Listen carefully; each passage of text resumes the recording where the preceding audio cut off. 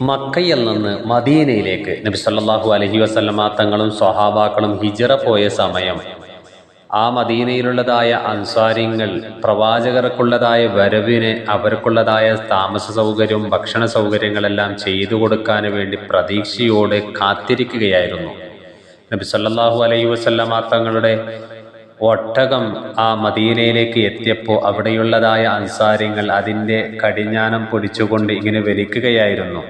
പ്രവാചകർ പറഞ്ഞു, നിങ്ങളാരും വലിച്ചുകൊണ്ട് മത്സരിക്കേണ്ടതില്ല, അള്ളാഹുവിൻ്റെ കൽപ്പന ഈ മൃഗത്തിനിക്കുണ്ട്, അതുകൊണ്ട് തന്നെ അതിൻ്റെ യഥാസ്ഥാനത്ത് പോയി അത് നിൽക്കുമെന്നുള്ളതായ നിർദ്ദേശം കൊടുത്തപ്പോൾ ആ ഒട്ടകം പോയിക്കൊണ്ട് നേരെ നിന്ന സ്ഥലം ബഹുമാനപ്പെട്ട അബൂ അയ്യൂബുൽ അൻസാരി റളിയല്ലാഹുവിൻ്റെ വീട്ടിൻ്റെ മുമ്പിലായിരുന്നു. ആ വീട്ടിലാണ് നബി സല്ലല്ലാഹു അലൈഹി വസല്ലമ തങ്ങൾ താമസിച്ചത്.